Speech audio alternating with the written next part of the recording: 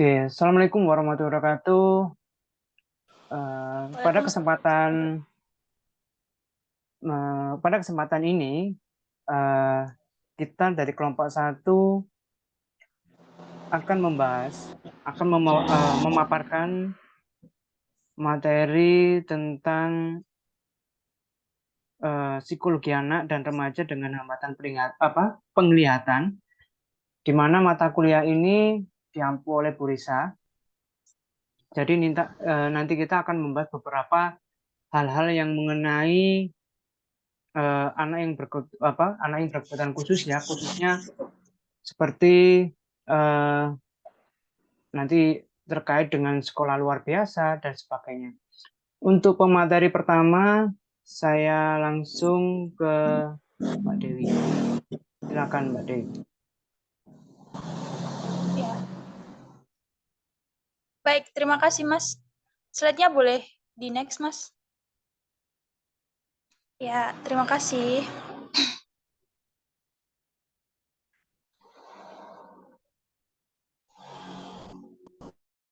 Ya, baik. Yang pertama adalah batasan tunanetra.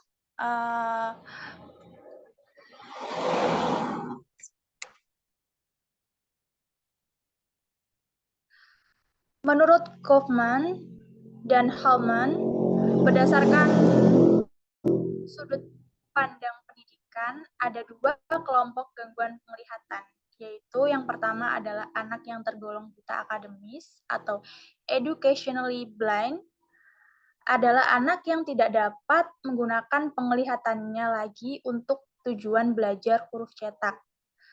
Program pembelajaran yang diberikan pada anak untuk belajar yaitu melalui visual sense atau sensori lainnya di luar penglihatan. Jadi anak tidak bisa melihat, jadi dia itu belajar hanya dengan menggunakan visual sense atau sensori yang ada di luar penglihatannya.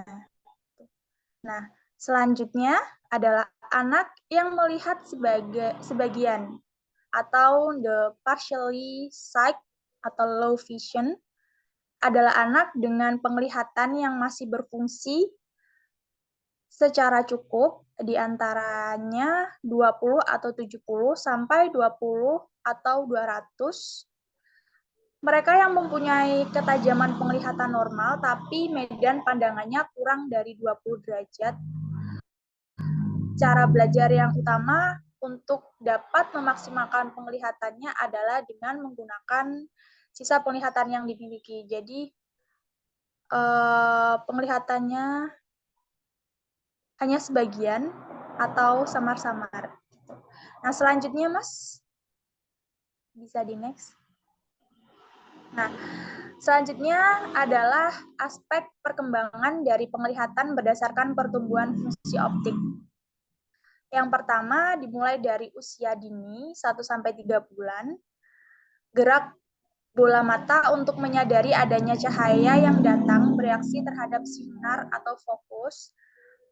Mata bergerak menuju sumber cahaya pantulan atau fiksasi dan mengikuti jejak tracking dan bergerak menuju objek. Nah, kemudian di usia 1 tahun, mereka dapat membedakan warna dan bentuk serta melihat benda yang lebih jauh letaknya. Kemudian usia 2-5 tahun, perkembangan persepsi visual berkaitan dengan mengenal bagian atau gerak dalam gambar. Kemudian di usia 5-7 tahun, unsur yang hilang dalam gambar dapat dikenali dan memasangkan kata dan mengenal huruf tunggal dalam beberapa tipe tulisan.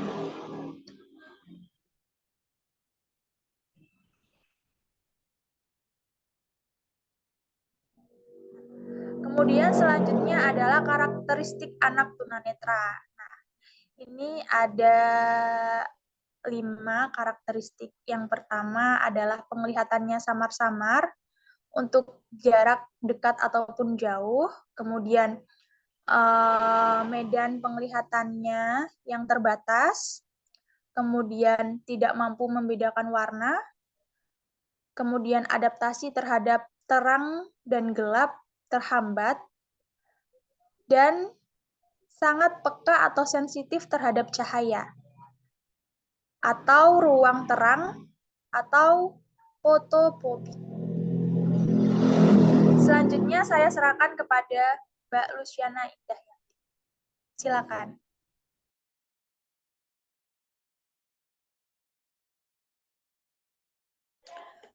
Baik, terima kasih Mbak Dewi. Untuk Mas Andi minta tolong di... Oke.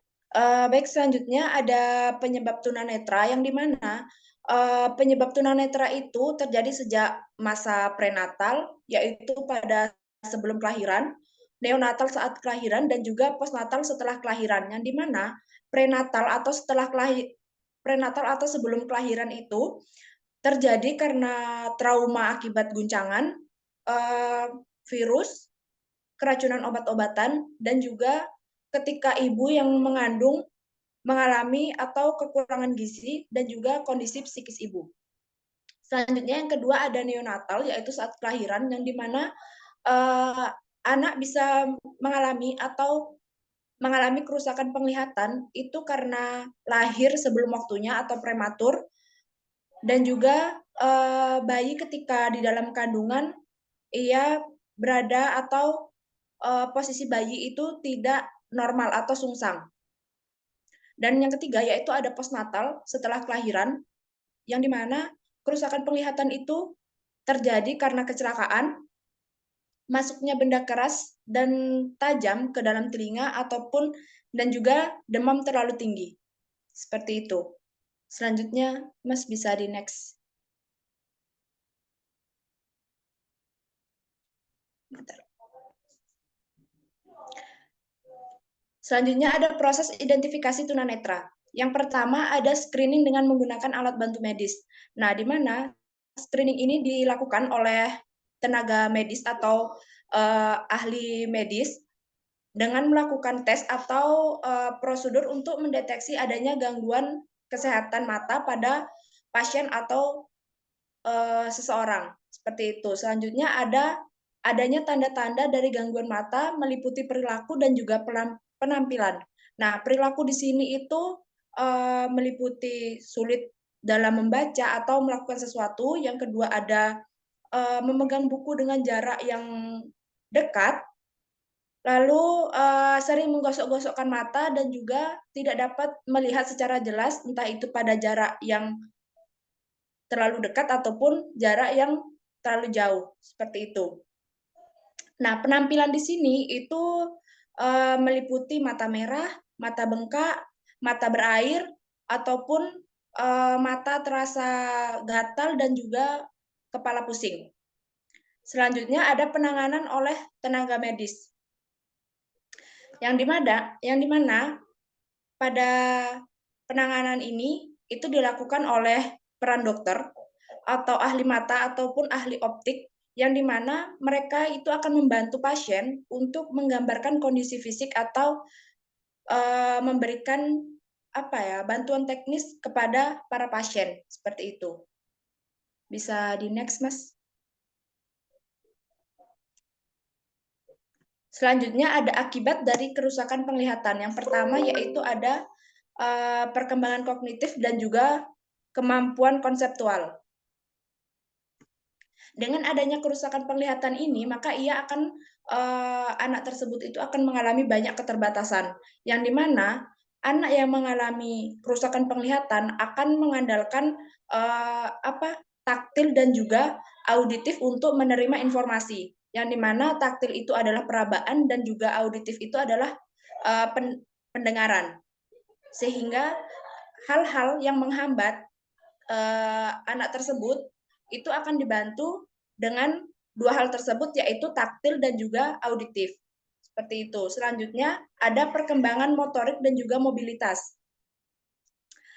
yang dimana anak yang mengalami kerusakan penglihatan itu, maka ia akan mengalami perkembangan motorik yang cenderung akan lambat dibandingkan dengan teman-temannya yang memiliki penglihatan secara normal. Seperti itu. Selanjutnya ada perkembangan sosial sikap. Nah, pada perkembangan sosial sikap ini itu diperlukan peran orang tua, peran guru, dan juga teman sebaya yang dimana itu mereka memegang peran penting untuk membantu anak tersebut dalam berkomunikasi dengan teman atau lingkungannya. Yang dimana dalam hal ini itu dibutuhkan satu asisten atau ahli khusus yang dapat membantu yang dapat membantu dan juga mendampingi guru ketika mengajar atau memberikan pelajaran kepada anak tersebut seperti itu. Bisa di next, Mas?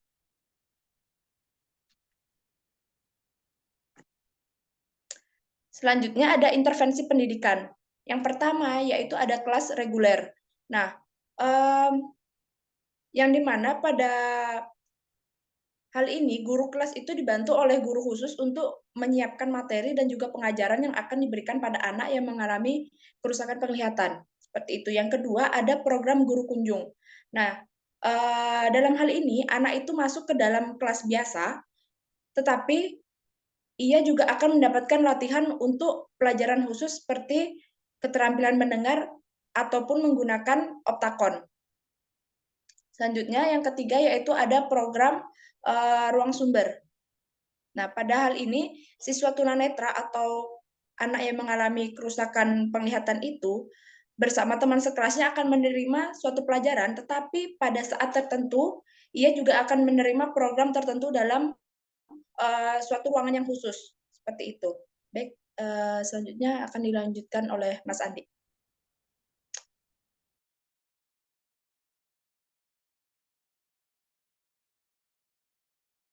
Oke, terima kasih Mbak Lucy dan Mbak Dewi.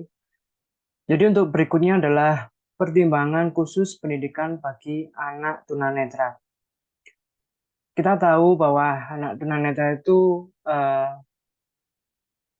memiliki kecenderungan atau memiliki gangguan dalam penglihatan. Makanya itu ada salah satu cara untuk membantu para tunanetra, anak tunanetra ini untuk bisa belajar dengan cara yang pertama adalah yaitu kita tahu huruf Braille ya.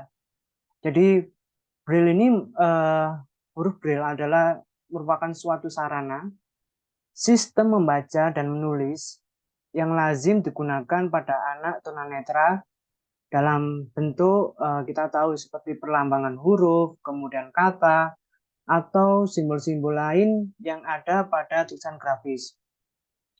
Kemudian tulisan Braille ini juga disusun dari kumpulan titik-titik timbul. Kalau kita lihat di buku ya, pernah lihat kan, misalkan kita meraba itu titiknya betul-betul timbul seperti kertas yang udah di apa ya, kayak dibuat sedemikian rupa, jadi itu bisa anak tunanetra itu dia mengerti kalau bentuk seperti ini, titik ini adalah huruf dari sebuah kata. Kemudian Braille ini merupakan sarana juga, salah satu sarana utama dalam pendidikan tunanetra. Jadi huruf Braille ini juga merupakan salah satu media untuk mendapatkan informasi serta sarana mengekspresikan diri dalam bentuk tulisan. Ada dua alat pokok yang digunakan untuk penulisan Braille, yaitu yang pertama adalah mesin tik Braille dan alat tulis tangan Braille, yakni Reglet Stylus. Itu untuk poin yang pertama. Poin kedua adalah pemanfaatan sisa penglihatan. Jadi ada beberapa anak yang memiliki gangguan penglihatan, tapi mereka itu masih memiliki daya beberapa persen dari sisa penglihatannya. Jadi muncul kenyataan bahwa sebagian besar anak yang mengalami gangguan penglihatan itu masih memiliki sisa penglihatan. Jadi maka terdapat suatu kecenderungan baru untuk mendorong anak-anak tunanetra tersebut memanfaatkan sisa penglihatannya. Jadi tenaga pendidik atau guru kelas, misalkan di kelas itu, dia juga harus mendorong anak tunanetra untuk menggunakan sisa penglihatan sebanyak mungkin. Dimungkinkan untuk bisa memaksimalkan sisa penglihatan yang mereka miliki. Jadi sebagian besar anak tunanetra harus membaca huruf cetak daripada braille dengan alasan bahwa huruf cetak dan akan lebih cepat dapat melukiskan gambar, kemudian serta itu lebih mudah dalam mendapatkan bahan bacaannya. Jadi terdapat dua strategi untuk membantu anak tunanetra dalam membaca tulisan cetak. Yang pertama adalah penggunaan buku-buku yang memuat tulisan cetak besar. Dan yang kedua yaitu penggunaan alat atau kaca pembesar atau alat audio visual yang lainnya yang bisa membantu dari sisa penglihatan anak yang dalam gangguan penglihatan tersebut. Poin ketiga adalah pemanfaatan kemampuan mendengar. Jadi kecenderungan mendengar pada anak-anak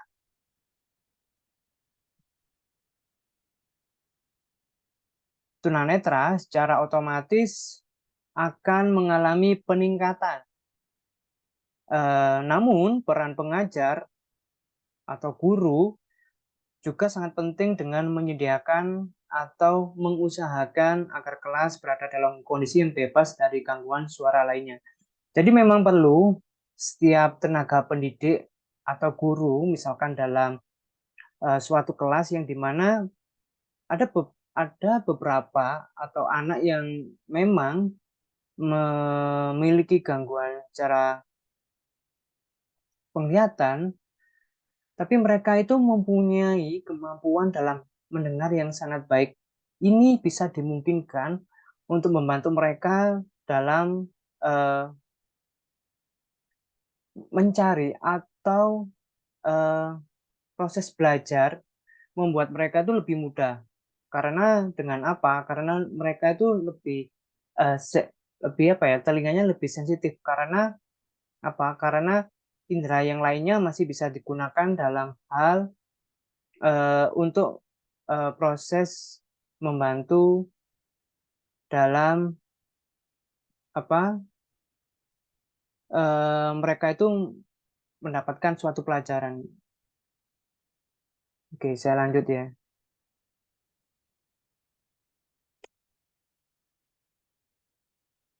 Berikutnya adalah kurikulum untuk siswa tunanetra.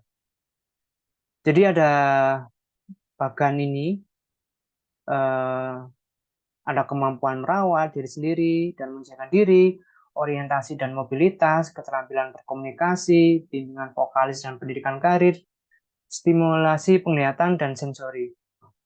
Jadi misalkan kita lihat dari bagan ini, jadi siswa tunanetra itu bisa mendapatkan kurikulum sekolah biasa, namun ada beberapa hal yang perlu diperhatikan dengan menambahkan kurikulum plus ya, dengan pengajar yang ahli. Yang ini yang pertama adalah kemampuan merawat diri sendiri dan menyesuaikan diri.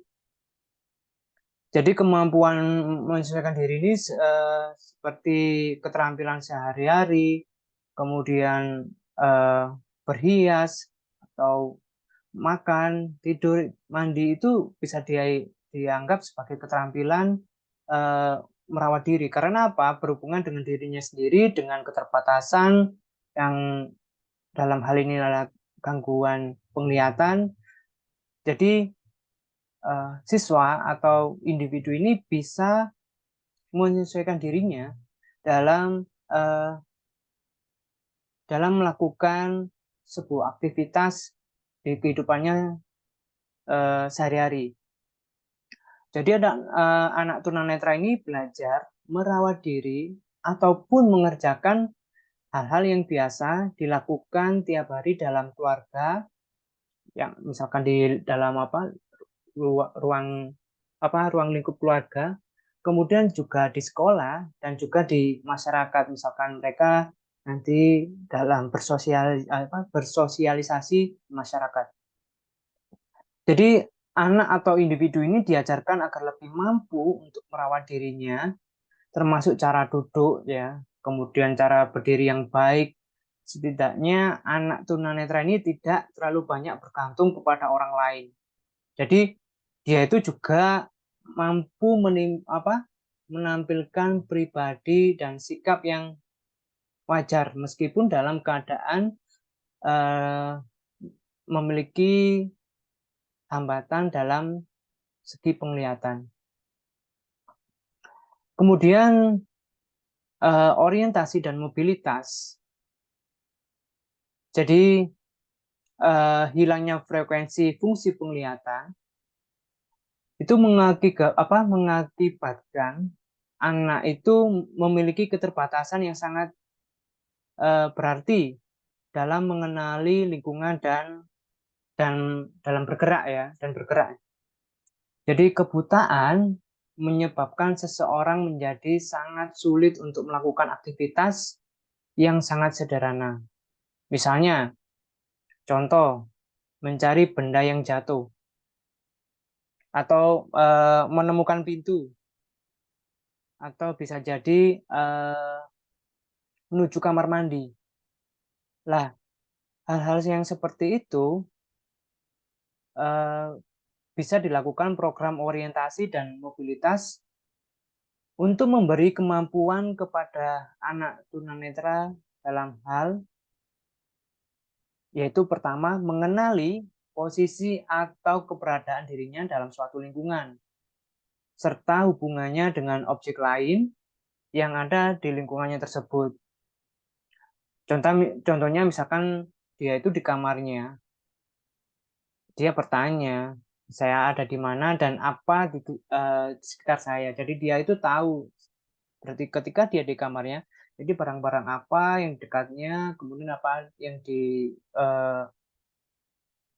tempat, posisinya, dia itu mengerti meskipun dia memiliki keterbatasan dalam penglihatan. Kemudian bergerak atau berpindah dari suatu tempat ke tempat lain secara tepat, kemudian tepat, cepat, dan nyaman. Jadi pelaksanaan program orientasi dan mobilitas ini erat kaitannya dengan latihan kemampuan sensoris, penginderaan. Karena apa? Karena keberhasilan dalam melakukan hal tersebut sangat ditentukan oleh kemampuannya dalam menggunakan indera-indera yang masih ada. Jadi indera-indera yang lain seperti telinga itu masih sensitif dan bisa digunakan untuk membantu mereka dalam kehidupan sehari-hari. Ada beberapa metode yang dapat digunakan oleh anak-anak tunanetra dalam melakukan mobilitas, yaitu ketika dia bergerak atau berjalan dengan pendamping pengawas, ya. Kemudian bergerak atau berjalan dengan bantuan anjing penuntun. Kita tahu misalkan di luar negeri itu yang banyak.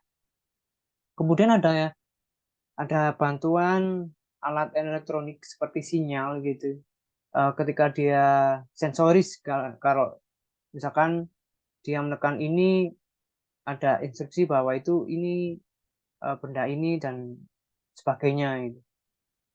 Kemudian dengan bantuan tongkat atau tanpa alat bantu tongkat dia bisa berjalan sendiri untuk melakukan pergerakan atau menghafal dari lingkungannya. Yang ketiga adalah keterampilan berkomunikasi. Jadi anak tunanetra dengan pendidikan yang khusus dapat memperoleh aktivitas dan pengalaman instruksional untuk mengembangkan dasar bahasa yang kuat serta keterampilan mendengar yang baik dalam berkomunikasi yang dilengkapi dengan alat bantu seperti tadi ya, misalkan huruf braille dan mesin tik atau papan huruf atau papan bacaan. Itu bisa membantu keterampilan berkomunikasi.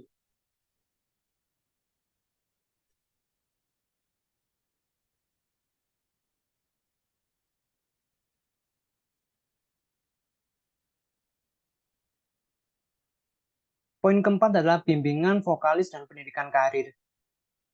Jadi pendidikan ini diberikan dengan tujuan untuk menyiapkan mereka memasuki dunia kerja, walaupun tidak semua tunanetra akan bekerja, tapi mereka perlu mendapat bimbingan vokasional mengingat bahwa ini adalah masalah penting bagi kehidupan sosialnya ketika mereka hidup di lingkungan bermasyarakat. Kemudian ada stimulasi penglihatan atau sensori. Jadi penderita tunanetra atau anak tunanetra itu sulit membedakan gelap terang, kemudian warna atau mengenal objek yang bergerak. Jadi ada 3 aspek kemampuan yang harus dilatihkan dan dikembangkan pada anak tunanetra berkenaan dengan kemampuan penginderaan, yaitu kemampuan mengenali, kemudian kemampuan membedakan, dan kemampuan memverifikasi kebenaran suatu objek.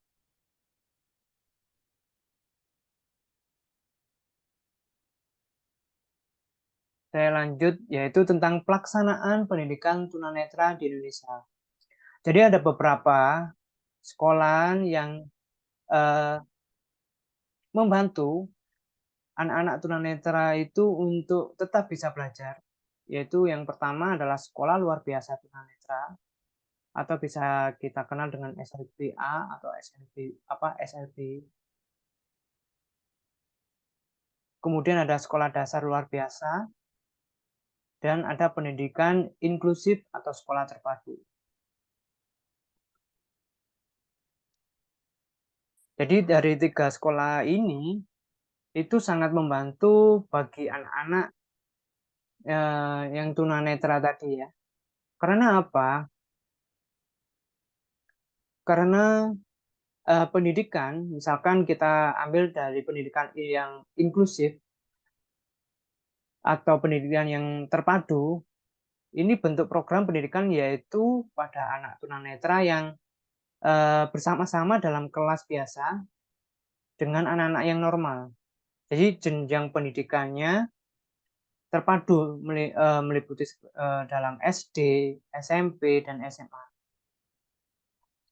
Sedangkan pendidikan sekolah inklusif ada yang sudah melakukan modifikasi metode atau kurikulumnya itu ada penambahan di samping fasilitas guru kunjung atau guru pusat sumber yang membantu siswa tunanetra memperoleh kebutuhannya di sekolah normal. Jadi sangat penting memang penyelenggaraan atau pelaksanaan pendidikan tunanetra khususnya harus ada memang dan harus dikembangkan guna membantu anak-anak dengan gangguan penglihatan. Sebelum saya akhiri, jadi ada contoh kasus di mana memang tidak bisa dipungkiri ya kadang, yaitu ada pada beberapa bayi prematur misalkan ya. Jadi pembuluh darah tumbuh di bagian mata yang bukan tepatnya sehingga itu menyebabkan jaringan parut atau terbentuk di dalam mata. Jaringan parut tersebut dapat merusak retina dan menyebabkan hilangnya penglihatan secara signifikan. Ada sejumlah bayi yang lahir dengan misalkan kita tahu kasus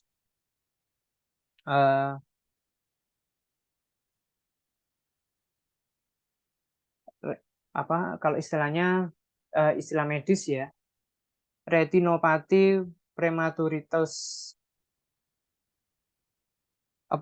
prematur. Jadi gangguan penglihatan yang bisa dialami bayi lahir prematur atau memiliki berat lahir dari 1,3 kg. Jadi ada apa ya? Beberapa kasus memang yang menyebabkan anak atau bayi itu memiliki gangguan penglihatan dari ketika dia lahir. Namun juga ada yang membutuhkan perawatan secara intensif untuk menjaga penglihatannya itu dan juga untuk mencegah agar tidak mengalami kebutaan. Demikian presentasi dan pemaparan materi tentang psikologi anak dan remaja khusus yang dalam konteks ini dalam gangguan penglihatan. Apabila ada salah kata atau salah pengucapan dari kami, saya mohon maaf dan kami akhiri. Wassalamualaikum warahmatullahi wabarakatuh. Waalaikumsalam warahmatullahi wabarakatuh. Waalaikumsalam warahmatullahi wabarakatuh. Kita simpan sih.